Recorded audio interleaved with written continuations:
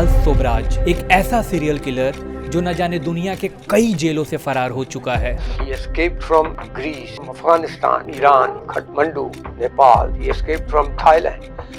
Many jails he had escaped. एक ऐसा serial killer जिससे हर लड़कियां प्यार कर बैठती थी, फिर चाहे वो जर्नलिस्ट हो या कोई वकील हो या कोई नॉर्मल टूरिस्ट। किसी भी लेडी को इम्प्रेस कर लेते, चाहे वो बूढ़ी है चाहे जवान है चाहे लड़की बच्ची है। मैं कई बड़े बड़े जर्नलिस्ट के नाम जानता हूँ जो उसके साथ जिनके रिलेशन थे। बहुत जर्नलिस्ट बड़े बड़े सीनियर है। अगर डॉक्यूमेंटेड क्राइम को माने तो तकरीबन 12 लोगों को चार्ल्स सोब्राज मार चुका है और संभवतः 31 लोगों को। वेल, ऐसा अज्यूम किया जाता है। इसके विक्टिम्स का रियल नंबर किसी को नहीं पता है। It might be higher in counting, लेकिन इस चार्ल्स सोब्राज ने लगभग 100 से ज्यादा लोगों की जिंदगियां बर्बाद कर चुका है। ये लोगों को पहले ड्रग करता है और उसके बाद उनका पासपोर्ट और उनके वैल्यूएबल्स को लेकर फरार हो जाता है। How many times do you think you did that? I did so many times as I've had. 20? 120? Maybe 100. Charles सोब्राज Bharat के तिहाड़ जेल से भी भाग चुका है अपने कुछ कैदी दोस्तों के साथ। यहाँ तक कि तिहाड़ के most of the security officers भी इससे डरते थे। और जब चार्ल्स सोब्राज नेपाल के जेल में था तब इसने खुद के वकील के बेटी निहिता विश्वास के साथ शादी कर ली थी। उस वक्त पे चार्ल्स सोब्राज अपने 50s में था और निहिता विश्वास अपने 20s में। Being 20, I am mature enough to decide my own things and I know what I'm good in. But age does not make a difference because he does not retard anything. He is active, he is fresh, his mind is always working. And fun fact, Charles Sobhraj की wife निहिता विश्वास भारत के big boss show में भी आ चुकी हैं as a contestant. इस Charles सोब्राज के ऊपर न जाने कई किताब लिखे गए हैं, कई डॉक्यूमेंट्रीज बनी है, कई फिल्में बनी है इसके ऊपर, कुछ वेब सीरीज भी बनाए गए हैं एंड कुछ रिसर्च पेपर भी लिखे गए हैं इस सीरियल किलर चार्ल्स सोब्राज के ऊपर। और न जाने कई नामों से सोब्राज को याद किया जाता है, जैसे कि the bikini killer, the serpent and the splitting killer. करीब 80 की उम्र में सोब्राज एक इंटरव्यू में बोलता है कि उसने सारे गुनाह किए हैं, उसने पासपोर्ट चुराया है, लोगों को ड्रग किया है, उसके पैसे भी चुराए हैं, लेकिन उसने कभी किसी को मारा नहीं है। चार्ल्स सोब्राज का बोलना था कि वो नेटफ्लिक्स और बीबीसी के ऊपर केस करने जा रहा है। वेल, ऐसा उसका क्लेम था। कौन था चार्ल्स सोब्राज और वो ऐसा क्या करता था कि लोग उसके दीवाने हो जाते थे या फिर डरने लगते थे? एंड मोस्ट इंपॉर्टेंट, वो इतना सब कुछ अकेले करता कैसे था? चलो जानते हैं इस केस को।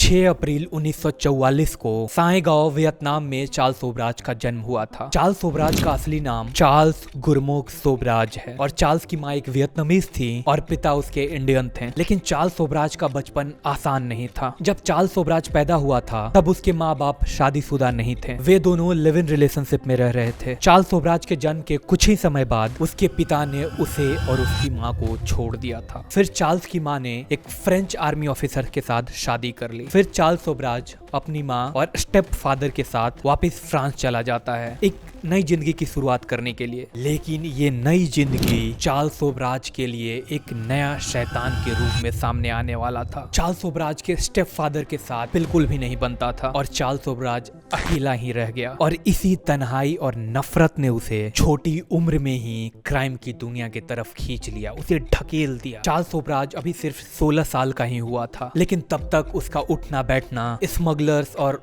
चोर उचक्कों के साथ होने लगा था। वो उन्हीं लोगों के बीच बैठता था, उठता था, खाता था, पीता था। साल 1963 में जब चार्ल्स सोब्राज सिर्फ 19 साल का था तब वो पहली बार पुलिस के हाथ लगा था, क्योंकि वो एक चोरी करते वक्त रंगे हाथों पकड़ा गया था और उस चोरी के जुर्म में चार्ल्स सोब्राज को 3 साल की जेल की सजा मिलती है। लेकिन जेल उसके लिए मानो एक स्कूल बन गया हो, एक वरदान की तरह साबित होता है चार्ल्स सोब्राज के लिए वो जेल। एंड उस 3 साल में उसने जेल में रहकर नए नए क्राइम के तरीके सीखे, नए नए लोगों से मिले। जब चार्ल्स सोब्राज जेल में अपनी सजा काट रहा था तभी उसकी दोस्ती फिलिक्स नाम के बंदे के साथ होती है। Felix was a kind of activist back then. Felix से दोस्ती करके चार्ल्स ने अपना नेटवर्क बढ़ाना शुरू किया एंड जेल से रिलीज होने के बाद चार्ल्स फिलिक्स के घर में ही रहने लगा था, वो उसी के साथ रहने लगा था। फिलिक्स एक वेल्दी पर्सन था, फिलिक्स एक हाई सोसाइटी लाइफ को मेंटेन करता था since he was a wealthy person. And Charles Sobhraj उसके अमीर लोगों के नेटवर्क का फायदा उठाया, उसके अंडरवर्ल्ड कनेक्शंस का फायदा उठाया और उसके बाद चार्ल्स सोब्राज एक बड़े लेवल का शातिर खिलाड़ी बन गया क्राइम की दुनिया में। वो 2 दुनिया में जी रहा था, एक तरफ फिलिक्स के साथ सुधरा हुआ इंसान था और दूसरी जिंदगी में वो क्राइम के रास्तों पर चल रहा था। उसका बड़े बड़े क्रिमिनल्स के साथ उठना बैठना हो रहा था, बड़े बड़े स्मगलर्स के साथ उठना बैठना हो रहा था दूसरी जिंदगी में। चार्ल्स सोब्राज का एक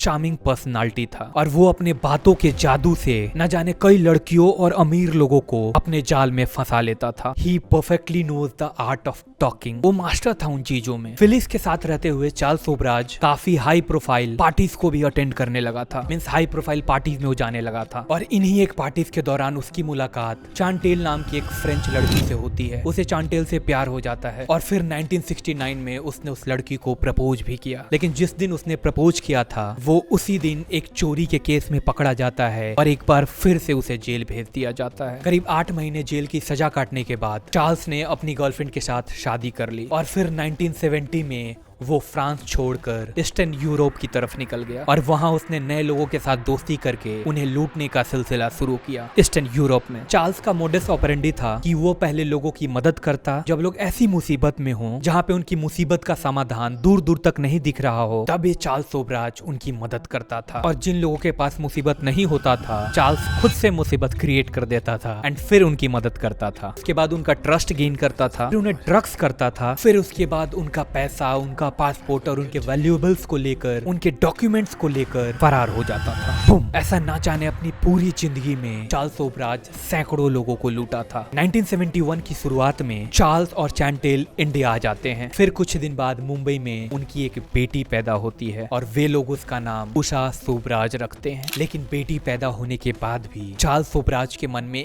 एक ही चीज चलता रहता था, वो था क्राइम। चार्ल्स पहले मुंबई और फिर दिल्ली में उसने छोटी मोटी चोरियां और लोकल क्रिमिनल्स के साथ काम करना शुरू किया। लेकिन बहुत जल्द ही चार्ल्स सोबराज काफी बड़े लेवल के क्राइम्स की तरफ बढ़ जाता है। अब चार्ल्स सोबराज स्मगलिंग की दुनिया में घुस चुका था। 1971 में चार्ल्स सोबराज ने एक बिजनेसमैन को गलती से गोली मार दिया था और फिर वहां से फरार हो गया था। लेकिन पुलिस ने उसे अरेस्ट कर लिया था। जब उसे दिल्ली लाया गया तो उसने जेल में भी अपनी शातिर दिमाग का इस्तेमाल किया। जेल में रहते हुए वो एक दिन गार्ड से बोलता है कि उसकी तबीयत ठीक नहीं है एंड उसने आज नींद की गोली भी नहीं ली है, तो आप प्लीज मुझे लाइट बंद करने दो ताकि मैं आराम से सो सकूं। लाइट बंद होती है और चार्ल्स अपनी वाइफ चांटेल की मदद से 20 मिनट के अंदर ही वहां से फरार हो जाता है। लेकिन पुलिस उसे तुरंत दिल्ली के रेलवे स्टेशन से फिर से पकड़ लेती है। लेकिन चार्ल्स सोबराज की चाल यहीं पे नहीं खत्म होती है। जेल से रिलीज होते ही वो अफगानिस्तान के काबुल चला जाता है। वहाँ एक इंटरकॉन्टिनेंटल होटल में रुकता है एंड क्योंकि वो होटल का बिल नहीं चुका सकता था, क्योंकि उसके पास पर्याप्त पैसे नहीं थे, तो वहाँ से वो एक कार चोरी करता है और फिर उस होटल से फरार हो जाता है। लेकिन बाद में वो पकड़ा जाता है और उसे जेल होता है। लेकिन अफगानिस्तान में भी वो अपनी बीमारी वाली नाटक करता है और वहाँ से भी जेल से फरार हो जाता है। 1971 के एंड तक चार्ल्स सोबराज पाकिस्तान पहुंच जाता है। फिर उसने रावलपिंडी में एक टैक्सी ड्राइवर का कत्ल भी किया था और ऐसा माना जाता है कि उसने पहला खून रावलपिंडी में ही किया है।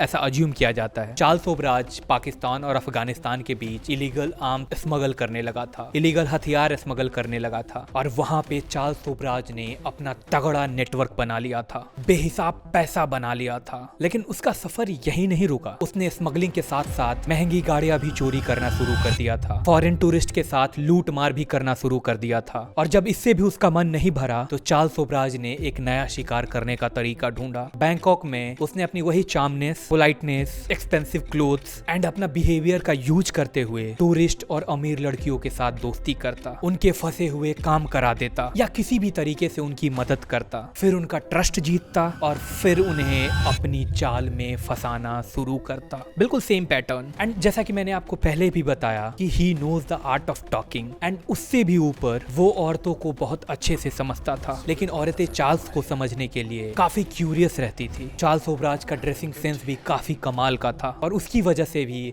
लोग उसके तरफ आकर्षित होते थे। महिलाएं तो छोड़ो, पुरुष लोग भी उसके तरफ आकर्षित हो जाते थे। और मुझे कई बार लगता था अगर मैं भी लेडी होता मैं भी उसके उसमें झांसे में आ जाता। एंड वो फिर उन्हें अपने इशारों पर नचाता था, लाइक फिल्मी वैम्पायर। साल 1975 में थाईलैंड के पटाया बीच के पास एक फ्रेंच टूरिस्ट टेरसा की डेड बॉडी बिकिनी में मिलती है। चार्ल्स सोबराज ने टेरसा के साथ दोस्ती करके पहले उसका ट्रस्ट जीता, फिर एक दिन उसने टेरसा को ड्रग किया और उसका गला दबाकर उसकी जान ले ली और फिर टेरसा की डेड बॉडी बिकिनी में ही छोड़ दिया। और इसी वजह से चार्ल्स सोब्राज को मीडिया वालों ने बिकिनी किलर का नाम दिया था। अभी तो बैंकॉक में सिर्फ एक न्यूज सामने आई थी, अभी और भी सामने आने बाकी थे। उसके बाद एक और डेड बॉडी विटाली हकीम की पटाया रिजॉर्ट के पास मिलती है, एक फेमस रिजॉर्ट। चार्ल्स ने इसका मर्डर करने के बाद इसके बॉडी को पूरी तरीके से जला दिया था। फिर चार्ल्स सोब्राज और उसके साथी ने अपना अगला निशाना हैंग विंतांजा और उसकी 25 साल की गर्लफ्रेंड कॉकी हेमकर को बनाता है। 16 दिसंबर 1975 को इन दोनों की डेड बॉडी एक सुनसान एरिया में मिलती है। इन्वेस्टिगेशन में पता चलता है कि चार्ल्स सोब्राज और उसके गैंग के मेंबर ने वही सेम पैटर्न अपनाया, इनसे दोस्ती की, इनका ट्रस्ट जीता और फिर उनका पैसा लूट लिया, उनके डॉक्यूमेंट्स पासपोर्ट अपने पास रख लिए, उनके वैल्यूएबल्स लूट लिए। और जब उन दोनों ने विरोध किया तो चार्ल्स और उनके लोगों ने उन दोनों को मार दिया। एक के बाद एक मर्डर और कुछ की बॉडी बिकिनी में ही छोड़ देने की वजह से मीडिया वालों ने चार्ल्स सोब्राज को बिकिनी किलर का नाम दे दिया था। और मैंने पहले भी इसका जिक्र किया है कि इसका नाम कैसे पड़ा। 18 दिसंबर 1975 को चार्ल्स सोब्राज और उसका साथी विक्टिम के पासपोर्ट के साथ छेड़छाड़ कर नेपाल पहुंचते हैं। फिर नेपाल में 21 दिसंबर को उसकी मुलाकात 26 साल की कैनेडियन लॉरेन कैरियर से होती है और 29 साल के कॉनी से होती है। और इनसे दोस्ती करने के बाद 22 दिसंबर को चार्ल्स सोब्राज और अजय चौधरी चार्ल्स के गैंग का आदमी है और कुछ क्लेम्स की माने तो he was the right hand of Charles Sobhraj. और फिर चार्ल्स सोब्राज और अजय चौधरी मिलकर इन दोनों का भी मर्डर कर देते हैं। एंड ऑपरेशन का तरीका बिल्कुल सेम, हेल्प करना, ट्रस्ट जीतना,